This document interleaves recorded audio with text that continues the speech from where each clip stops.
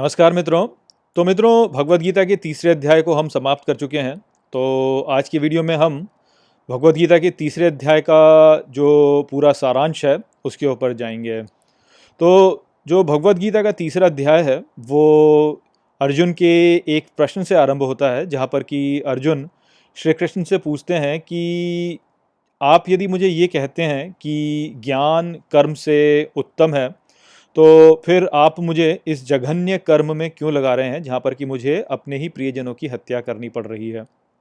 तो जो दूसरा अध्याय है उसमें श्री कृष्ण ने अर्जुन से कहा था कि जो ज्ञानी व्यक्ति होते हैं वो वास्तव में इस संसार के द्वारा प्रभावित नहीं होते। तो संसार में कोई भी घटना जो हो रही होती है उसको जो ज्ञानी व्यक्ति होता है वो तटस्थ होकर देखता है, और ना तो उसको उसमें कोई सुख दिखता है, ना ही उसमें कोई दुख उसको दिखता है। वो ना तो किसी सुख प्रदान देन करने वाली घटना से प्रभावित होता है, ना ही किसी दुख प्रदान करने वाली घटना से प्रभावित होता है।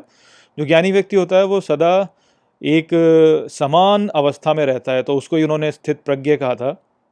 तो जब श्री कृष्ण ने अर्जुन को स्थित प्रज्ञ के बारे में बताया तो उसको देख करके अर्जुन के मन में जो प्रश्न उठा वो यही उठा कि यदि आप ये कहते हो कि ज्ञान कर्म से अधिक उत्तम है, क्योंकि जो कार्य करने को श्री कृष्ण ने अर्जुन को बोला था वो यही था कि तुम इस संसार की घटनाओं से प्रभावित मत हो, तो इसलिए अर्जुन को ऐसा लगा कि ज्ञान को श्री कृष्ण कर्म से अधिक उत्तम बता रहे हैं। तो इसीलिए उन्होंने फिर श्री कृष्ण से ये प्रश्न किया कि यदि तुम ये बोलते हो कि ज्ञान जो है वो कर्म से अधिक उत्तम है, तो फिर मुझे ये कार्य करने को कह ही क्यों रहे हो। ये कार्य जो बहुत ही जघन्य कार्य है, जहाँ पे कि मुझे अपने ही प्रियजनों की हत्या करनी पड़ेगी, और जिसके द्वारा मेरा जो परिवार है, जो मेरा कुटुंब है, वो वास्तव में नष्ट हो जाएगा। तो ये प्रश्न अर्जुन ने श्री कृष्ण के सामने रखा, और आप देख सकते हैं कि यहाँ पर अर्जुन का जो मनोभाव था वो किस प्रकार से भ्रमित था। क्योंकि होता यही है कि अपने सामान्य जीवन में हम जब कुछ कार्य सक्रिय रूप से कर रहे होते हैं तो हमें लगता है कि हम कार्य कर रहे हैं, किंतु जब हम निष्क्रियता में चले जाते हैं तो हमें लगता है कि हम कोई कार्य नहीं कर रहे हैं। तो इसलिए हमें ऐसा लगता है कि यदि हम कार्य करेंगे तो उसके तो हमें परिणाम मिलेंगे, किंतु जब हम निष्क्रिय होकर रह जाएंगे तो हमें ऐसा लगता है कि उस निष्क्रियता का हमारे लिए कोई परिणाम नहीं होगा। तो ये ही भ्रम वास्तव में था जिसके कारण अर्जुन ने श्री कृष्ण से यह प्रश्न किया, और इसका जो उत्तर श्री कृष्ण ने दिया वो वास्तव में एक बहुत ही महत्वपूर्ण संदेश था। ये ऐसा संदेश है जो कि हमें समझना ही चाहिए, क्योंकि बहुत सारे लोग हैं जिसको कि यही भ्रम होता है। तो श्री कृष्ण ने ये कहा कि यदि कोई व्यक्ति जन्म लेता है तो वो जन्म लेने से ही वास्तव में कर्म करने के लिए बाध्य हो जाता है। तो ऐसी कोई स्थिति हो ही नहीं सकती जहाँ पर कि आप कर्म ना कर रहे हों, ये श्री कृष्ण ने बोला। और ये हम समझ भी सकते हैं कि बिल्कुल ठीक बात है कि जो सक्रियता में किया गया कर्म है उसका तो परिणाम होता ही है, किंतु निष्क्रियता में भी कर्म होता है वास्तव में। तो उसका जैसे एक उदाहरण यही है कि यदि आपके ये जो आपकी जो कॉलोनी है वहाँ पर बहुत से मच्छर होने लगते हैं, जिस कारण से यदि लोगों को रोग होने लगते हैं तो वहाँ पर आपके पास में दो उपाय हैं जो कि आप कर सकते हैं। एक तो ये है कि आप मच्छरों को मार दें, और दूसरा ये है कि आप मच्छरों को ना मारें। तो यहाँ पे मच्छरों को मारना जो है वो सक्रियता वाला कार्य हो गया, और मच्छरों को न मारना जो है वो निष्क्रियता वाला कार्य हो गया। अब यदि कोई ऐसा व्यक्ति है जो कि ये सोचता है कि मैं किसी भी जीव की हत्या नहीं करना चाहता हूँ, तो वो सोचेगा कि मैं यदि इन मच्छरों को मार देता हूँ तो मुझे पाप लगेगा। तो हो सकता है कि वो बोले कि चलो तो फिर मैं मच्छरों को मारता ही नहीं हूँ, इससे मुझे पाप ही नहीं लगेगा। किंतु जो कार्य यहाँ पे उस व्यक्ति ने किया उसके भी परिणाम होंगे, क्योंकि वो वास्तव में हत्या का उत्तरदायी फिर भी होगा। क्योंकि यदि वो मच्छरों को नहीं मारता है तो मच्छर जो है वो जो लोग हैं उनको काटेंगे, और लोगों को काटने से लोगों को रोग होंगे, और रोगों के द्वारा लोगों की मृत्यु हो सकती है। तो हम इसी बात में भ्रमित हो जाते हैं। हमको ये लगता है कि सक्रियता में तो हम कुछ कर रहे हैं, किंतु निष्क्रियता में हमारे कर्म का कोई परिणाम नहीं है, जबकि ऐसा नहीं है। निष्क्रियता में भी व्यक्ति जो है वो मृत्यु या कुछ भी ऐसे दुष्कार्य का उत्तरदायी हो सकता है। तो यही बात है जो कि श्री कृष्ण ने अर्जुन को बताई। उन्होंने कहा कि जन्म लेने से ही वास्तव में हर प्राणी कर्म करने के लिए बाध्य हो जाता है। ऐसा कोई समय ही नहीं होता जबकि व्यक्ति कर्म ना कर रहा हो, और इसलिए कर्म तो तुमको करना ही पड़ेगा, तुम ऐसे कर्म से दूर नहीं जा सकते हो। और तभी फिर जो है श्री कृष्ण ने अर्जुन को बताया कि तुम कर्म वास्तव में करो कैसे। तो तब श्री कृष्ण ने अर्जुन को कहा कि अपने कर्म को तुम एक यज्ञ के रूप में करो। तुम अपने कर्म को लेकर के उसमें अपना निहित स्वार्थ मत देखो, उसको अपने निहित लाभ के लिए मत करो, उसको जन कल्याण के लिए करो और उसको अनासक्त होकर के करो। तो यही वास्तव में यज्ञ की भी परिभाषा फिर उन्होंने बताई कि यज्ञ जो होता है वो ऐसा ही होता है जो कि व्यक्ति करता है अपने लाभ के लिए नहीं बल्कि जन कल्याण के लिए, और उसको वो व्यक्ति ईश्वर को ही समर्पित कर देता है।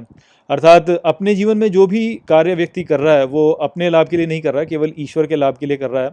और वो जो कार्य होता है वो कार्य ही वास्तव में जो जिसमें व्यक्ति जो है प्राप्त कर रहा होता है, तो वो कार्य में ही प्राप्त कर रहा होता है, और उस कार्य को वो ईश्वर को ही समर्पित कर देता है कि ये जो कार्य है ये ईश्वर का ही कार्य हो रहा है। तो इस प्रकार से वो यज्ञ हो जाता है। और श्री कृष्ण ने ये भी स्पष्ट किया कि ये जो संपूर्ण सृष्टि है ये भी वास्तव में यज्ञ ही है। इसके पीछे भी यदि कोई सोचे तो इसके पीछे भी कोई निहित स्वार्थ नहीं है ईश्वर का कि वो किसी निहित स्वार्थ को लेकर के कुछ प्राप्त करने के लिए वास्तव में इस सृष्टि का उसने निर्माण किया। ये सृष्टि केवल चल रही है और ज्ञान की वृद्धि जो है वो इसमें हो रही है, और उसी का भागी जो है व्यक्ति को बनना चाहिए। तो उसी को यज्ञ कहा गया है। और श्री कृष्ण कहते हैं कि सारे कर्म को अपने को यज्ञ के रूप में ही करो। श्री कृष्ण साथ में ये भी कहते हैं कि जो श्रेष्ठ व्यक्ति होता है उसी का अनुसरण जो सामान्य व्यक्ति होता है वो करता है। इसलिए जो श्रेष्ठ व्यक्ति है उसको सदा अपने कार्यों को इस प्रकार से करना चाहिए कि वो जो सामान्य लोग हैं उनको भी प्रेरित करता रहे और जन कल्याण की ओर वास्तव में पूरे समाज को ले जाए। उसके सारे कर्म अनासक्त रूप में किए हुए होने चाहिए, किंतु उसको उसके साथ में ये भी ध्यान रखना चाहिए कि उसके कार्य के द्वारा जो संसार में कल्याण है वो भी बढ़ रहा है। क्योंकि यदि आप अनासक्त होकर कार्य करते हैं किंतु कल्याण के बारे में नहीं सोचते हैं तो उस स्थिति में कई बार व्यक्ति जो होता है वो निर्मम हो जाता है, और उस स्थिति में वो कई बार ऐसे कार्य भी कर सकता है जो कि हानिकारक हो जाए। तो इसलिए जन कल्याण को भी ध्यान में रखना महत्वपूर्ण होता है, ये श्री कृष्ण कहते हैं। इसके पश्चात जब ये चीज़ जो है ये अर्जुन के समझ में आती है तो वो अगला प्रश्न जो श्री कृष्ण से करते हैं वो यही है कि तो फिर वो क्या ऐसी इकाई है जो कि हमें पाप करने पर विवश करती है। तो इसको लेकर फिर श्री कृष्ण बताते हैं कि ये जो हमारा व्यवहार होता है जो कई बार पाप पूर्ण हो जाता है वो वास्तव में हमारे भीतर के राग और द्वेष के कारण होता है, और ये जो राग और द्वेष हैं ये हमारे सबसे बड़े शत्रु हैं। फिर वो ये समझाते हैं कि राग और द्वेष वास्तव में हमारे भीतर उत्पन्न इसलिए होते हैं क्योंकि हमें इस संसार के बारे में जो ज्ञान है वो उचित रूप से नहीं होता, और अपने अज्ञान में हम भ्रमित हो जाते हैं। भ्रमित होकर के हम अपनी जो अहंकार है उससे पहचान बनाते हैं, और इसी कारण से फिर हम जो कार्य करते हैं वो अपने अहंकार से आसक्ति में करते हैं, और उस आसक्ति के द्वारा किए गए कर्म जो होते हैं वो पापपूर्ण हो जाते हैं। क्योंकि वहाँ पर जो कार्य व्यक्ति करता है वो केवल अपने लिए करता है और राग और द्वेष में करता है, और अपनी भावनाओं में बह जा के वो वास्तव में करता है, वो ठीक रूप से समझ नहीं पाता। तो उसको जो संसार की समझ है वो ठीक से नहीं हो पाती है, और इस कारण से व्यक्ति जो होता है वो पाप वाले कार्य कर देता है। तो ये जो यहाँ पे संदेश श्री कृष्ण का है कि हम अज्ञान के द्वारा वास्तव में पाप कर बैठते हैं, ये जो दूसरी विचारधाराएं हैं उनसे थोड़ा भिन्न है। क्योंकि दूसरी विचारधाराओं में शैतान के बारे में बोला जाता है कि शैतान हमें ऐसे करने को बोलता है। तो वहाँ पर जो समस्या होती है वो यही होती है कि यदि शैतान करने को बोलता है और क्योंकि इस संसार में सब कुछ जो है वो ईश्वर ने बनाया, तो फिर जो शैतान है वो भी ईश्वर ने बनाया, तो फिर तो इस प्रकार से देखा जाए तो ईश्वर ही दुष्कार्यों के पीछे का प्रेरक हो गया। तो उसी का उत्तर यहाँ पे स्पष्ट रूप से हमें मिल जाता है कि अज्ञान वास्तव में होता है जो कि हमें दुष्कार्य करने को कहता है। और क्योंकि अज्ञान जो है वो ईश्वर का ज्ञान नहीं है, अर्थात वो ईश्वर नहीं है, तो इसलिए फिर ईश्वर इस स्थिति में जो दुष्कार्य हो रहे हैं उनका उत्तरदायी नहीं रहता।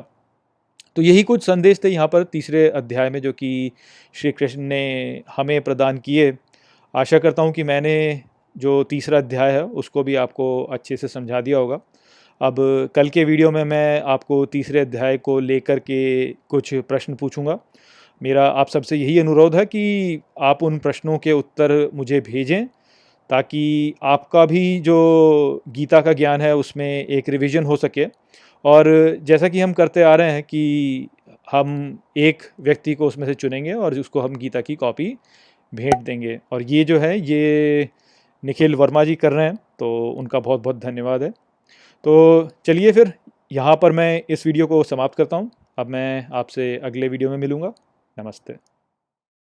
वीडियो को अंत तक देखने के लिए धन्यवाद। यदि आपको ये वीडियो पसंद आया हो तो इसको अपने प्रियजनों के साथ में साझा करें और इस ज्ञान को और फैलाएं। यदि आपके पास कोई भी प्रश्न है तो मुझसे इंस्टाग्राम पर जुड़िए। वहाँ पर मैं हर शनिवार रात को एक लाइव Q&A सेशन रखता हूँ और आप मुझसे वहाँ पर अपने प्रश्न पूछ सकते हैं। जय श्री कृष्ण।